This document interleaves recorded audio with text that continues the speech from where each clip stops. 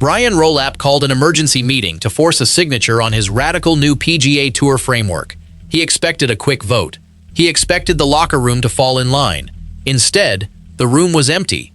11 of the most powerful players in golf completely refused to show up. This is not a simple disagreement over schedule changes. This is a coordinated blockade that has paralyzed the leadership and put the entire financial structure of professional golf on the brink. The players know exactly what is on the table. The proposed changes would strip away guaranteed tour cards, introduce a brutal promotion and relegation system, and completely rewrite how prize money is distributed. For the guys at the top, it is an annoyance. For the middle-class tour pros, it is a direct threat to their livelihoods. Rolapp thought he had the leverage to push this through before the next major championship. He believed the players were too fractured, too focused on their own schedules, and too distracted by live golf to organize a unified front against his new vision. Rolapp trusted his legal team to force a quick signature, completely missing the quiet group chat that was already dismantling his plan. That digital coordination turned a standard boardroom meeting into a massive power struggle. The leadership is now staring down a total revolt, and the 11 men leading the charge are not just complaining behind closed doors. They are actively rewriting the rules of engagement to protect their future, and they have already drafted a counter-proposal that the board never saw coming. I believe these players are entirely right to protect their careers. Do you agree they drew the line in the right place? Let me know below and subscribe for daily golf truths. The counter-proposal was a direct response to a document that fundamentally changes how a golfer makes a living. Rolapp's framework introduces a strict two-track system, splitting the tour into the Championship Series at the top and the Challenger Series below it. The gap between them is no longer just about prestige, it is about survival. The new rules slash the number of fully exempt tour cards from 125 down to just 100.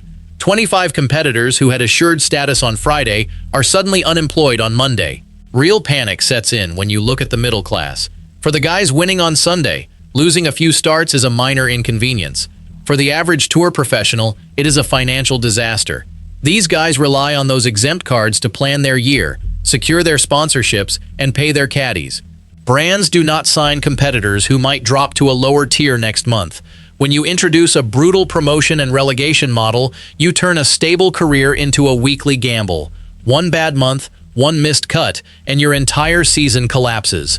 The leadership sold this as a way to boost meritocracy. The tour pros see it as a corporate purge. Think about the sheer cost of playing professional golf. A player pays for their own flights, their own hotels, and their own caddy, who takes a percentage of every single check they cash.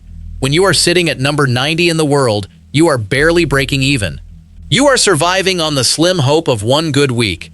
If the tour drops you to the Challenger Series, your prize money gets cut in half. Your equipment deals get slashed. You are suddenly paying out of pocket just to keep your team employed. The leadership called this a necessary reset to improve the overall product. The players called it a guaranteed way to drive half the tour into bankruptcy. Financial math was brutal enough to cause a panic, but one specific clause hidden in paragraph 4 is what actually made the locker room explode. Hidden inside that document is a rule that removes the safety net for injured athletes. Under the old system, a medical extension kept a golfer in the mix while they recovered. The new framework treats an injury as an automatic drop in the relegation standings. A torn wrist or a bad back no longer just costs you tournaments, it costs you your tour card. The competitors realized they were not just voting on a new schedule, they were signing away their basic workplace protections. While the majority of the room just read the numbers and panicked, one veteran saw the legal trap and immediately started making phone calls. The veteran making the calls was not just warning his friends, he was building a legal wall. The first brick in that wall was laid by the one man whose name carries enough weight to freeze any board vote. Tiger Woods sits as the chair of the Player Advisory Council, and he did not need to yell or threaten a strike. He simply refused to put his signature on the preliminary draft. By withholding his endorsement, he instantly stripped the leadership of the legitimacy they needed to push the vote forward. The board thought they had his backing because he had been quiet during the initial presentations. They were wrong. He was just waiting for the right moment to pull the plug and expose the flaws in their plan, using his immense leverage with the TGL investors to quietly warn the board that his new league would not partner with a fractured tour. Woods understood that his leverage went far beyond just his own signature. He quietly reached out to the private equity firms backing his new TGL league. He made it abundantly clear that his new indoor golf venture would never share a calendar with a fractured professional tour. If the PGA Tour pushed this divisive framework through, TGL would walk away from any collaborative scheduling and take its massive broadcast deals with it. This was a direct financial threat. The board knew that losing the backing of Woods and his billionaire investors would crash the tour's valuation overnight. They realized they were not just fighting a golfer. They were fighting a multi-million-dollar business empire that could easily leave them behind. Without the chair's signature, the leadership lost their primary shield, leaving them desperate to outflank the opposition by appealing to the game's biggest global star. That global star saw the new framework for exactly what it was, a massive land grab. Rory McIlroy realized the two-track system was designed to centralize all the power and all the television money into a tiny, US-centric bubble. He immediately threatened to pull his support for the international schedule. He knew full well that without his global appeal and his willingness to travel, the new format would look like a regional minor league. The leadership panicked. They tried to negotiate behind closed doors, offering him secret concessions to keep him quiet. But he did not just want concessions for himself. He wanted a guarantee that the rest of the world would not be left behind for the sake of American television ratings, explicitly pointing out that alienating the DP World Tour would destroy the Ryder Cup's financial foundation. McIlroy did not stop at just threatening his own schedule. He actively coordinated with the executives running the DP World Tour. He warned them that the PGA Tour's new US-centric model would directly cannibalize their international events. If the American Tour stopped sending its top stars to Europe and Asia, the international broadcast deals would collapse. Rory made sure the global partners knew exactly who was to blame. He forced the international tours to publicly align with the players, creating a massive global blockade that the PGA Tour leadership could not simply ignore. The American executives suddenly found themselves facing a united front that stretched across 3 different continents. These demands forced the board into a corner, proving they still had a secret weapon to break the coalition before it fully formed. Behind closed doors, a secret weapon was already in motion. The leadership decided to bypass the Player Council entirely and take the vote directly to the policy board. They believed the politicians on the board would easily override the players. They completely underestimated how tightly the locker room was actually locked. The man holding the lock was Adam Hadwin. As the official representative for the players, Hadwin took the raw anger from the locker room and translated it into cold, hard legal demands. He did not care about television ratings or global expansion. He cared about the exact wording of the player contracts. He found 3 separate breaches of the existing collective bargaining agreement regarding guaranteed minimum payouts and sent a formal cease-and-desist letter to the front office, effectively pausing the entire process and forcing the tour's external legal counsel to advise the board to halt the vote. Hadwin's legal strike paralyzed the board, forcing them to realize they were no longer fighting individual players. They were fighting a unified legal entity. The next man to step into the fray did not use lawyers. He used his sheer dominance on the golf course. Scottie Scheffler is the #1 ranked player in the world, and his silence was deafening. Rolapp needed Scheffler to be the face of the new championship series. He needed Scheffler to do the promotional interviews and sell the new format to the sponsors. Scheffler simply stopped answering those calls. He did not issue a public statement. He did not give a press conference. He just showed up to his tournaments, hit golf balls, and ignored the media questions about the new tour structure. By starving the new format of its biggest star, he made the entire project look dead on arrival to the corporate world, causing 2 major title sponsors to immediately request emergency meetings with the tour's marketing department. The corporate world reacts instantly to bad publicity and missing faces. When the top-ranked player in the world refuses to promote a new product, the sponsors get nervous. Title sponsors pay millions of dollars to have their brand associated with the best players on the planet. They do not pay for empty leaderboards or a divided locker room. Scheffler's quiet refusal to engage meant the cameras were not getting the shots they needed. The marketing departments at major banks and tech companies started asking the tour executives very uncomfortable questions about the stability of the new format. Scheffler's silence starved the marketing campaign, but the real damage was happening in the background with a spreadsheet that exposed the system's fatal flaws. Collin Morikawa is known for his analytical mind, and he applied that same genius to the tour's financial model. He broke down the promotion and relegation math and showed the younger players exactly how the system was rigged against them. He proved that the points required to stay in the top tier were mathematically impossible to achieve without playing a grueling, injury-prone schedule. He mapped out the exact travel costs, caddy fees, and entry fees required for the Challenger Series, proving that a player would actually lose money by getting promoted if they didn't finish in the top 20. He turned a vague fear into hard, undeniable data. Once the younger guys saw the math, their hesitation vanished. They realized the new system was designed to burn them out before they ever reached their prime, and they immediately pledged their full support to the boycott. Morikawa did not just show them the big numbers. He broke down the daily reality of a Challenger Series event. He calculated the exact cost of flying a caddy across the country, the entry fees, and the practice round costs. He proved that a player finishing in 15th place at a Challenger event would actually lose money for the week. He showed the younger guys that getting promoted was not a reward, it was a financial trap. If they did not win immediately, they would drain their bank accounts just trying to stay on the top tier. This cold, hard math destroyed any illusion the leadership had built about the new system being fair. Morikawa's data united the youth, but the older veterans needed a different kind of protection to save their careers from the chopping block. Jordan Spieth stepped in to protect the older veterans. He understood that the new rules would disproportionately hurt the guys in their 30s who rely on past performance to secure their spots. Spieth used his deep relationships with the tournament hosts and the sponsors to build a shadow network. He convinced the people who actually pay for the golf tournaments that a fractured tour would destroy their return on investment.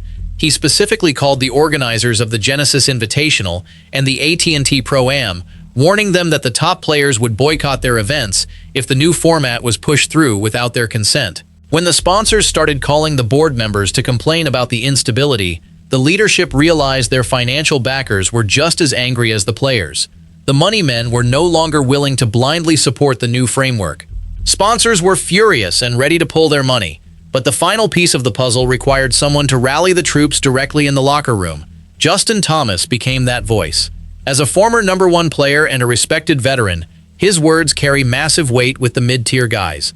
He held private meetings in the clubhouse, looking every player in the eye and telling them that signing the document was career suicide. He validated their anger and gave them the courage to stand firm against the corporate pressure. When the leadership tried to leak rumors to the press that the players were divided and weak, Thomas publicly shut it down. He made sure every single competitor knew that if they stood together, they could not be broken by a few negative headlines, effectively neutralizing the tour's internal PR campaign that was trying to create a divide between the top 10 and the rest of the field. Thomas unified the locker room, but the leadership still had one final, desperate card left to play to split the younger guys from the veterans. They decided to target the next generation of stars, hoping to split them from the veterans by offering them quick fame. Max Homa saw this trap immediately. As the voice of the younger guard, Homa understood that alienating the current stars was a massive marketing disaster for the sport as a whole. He went on the record, stating clearly that the tour's product is the players, not the executives in the boardroom. He used his massive social media following and his popular podcast appearances to leak the exact details of the relegation math to the public, completely bypassing the tour's media embargo. He warned the board that if they pushed this framework through, the current stars would simply play elsewhere, leaving the new format completely empty and irrelevant. His blunt honesty stripped away the corporate spin and forced the board to face the reality of their product. Homa's blunt warning shattered the corporate spin, but the global players still had their own specific fears about the international schedule being gutted. Sahith Theegala stepped up to address those fears. He demanded absolute clarity on how the Challenger track would affect the rise of young, international talent. He pointed out that the new system heavily favored American college graduates while locking out the global amateurs who were currently dominating the amateur ranks around the world. He refused to let the tour build a system that only worked for one specific demographic. His pushback forced the leadership to rewrite the qualification criteria for the lower tier, proving that the players could actually force concrete changes when they spoke with one voice, and ensuring that the Korn Ferry Tour finals would remain open to international qualifiers. Sahith forced a rewrite of the rules, but the international schedule was still in immediate danger of being sacrificed for domestic television ratings. Tom Kim took on the fight for the global schedule. He knew the leadership wanted to gut the international events to boost U.S. television ratings. Kim leveraged his massive popularity in Asia and his strong relationships with the European Tour officials. He made it clear that if the PGA Tour abandoned its global footprint, the international partners would immediately sever their ties. He essentially threatened to destroy the tour's global expansion strategy if they did not protect the events outside the United States, specifically highlighting the massive financial backing from Asian sponsors who would pull their funding if the tour stopped playing in their regions. His interventions saved the international schedule from being completely dismantled for the sake of a few extra domestic viewers. Kim saved the global schedule, but the entire coalition still rested on the shoulders of one quiet man who held the final legal key. Brian Harman is not a guy who seeks the spotlight. He does not want the media attention, and he does not want to be the face of a rebellion, but his signature is the final legal requirement to pass the Player Council recommendations. The leadership knew that if they could just get Harman to sign, they could claim the council was unified and push the vote through. They offered him everything. They offered him guaranteed starts, extra FedEx Cup points, and a seat on the new advisory committee. Harman looked at the offers, politely declined, and walked out of the room. His refusal to compromise was the final nail in the coffin for the emergency meeting, proving that the players were willing to sacrifice personal gain for the collective good of the tour. Harman's final refusal locked the doors, leaving the board with absolutely no way to pass the new framework without triggering a massive legal disaster. With all 11 players firmly in place, the mechanics of the boycott shifted from a simple protest to a total legislative blockade. This was not a strike. Nobody was threatening to stop playing golf. Instead, they were using the exact rules of the PGA Tour to paralyze the leadership. By withholding their signatures, they triggered a clause in the player handbook that requires a unanimous council vote for any structural changes to the tour calendar. Because 11 key members refused to vote, the council could not reach a quorum.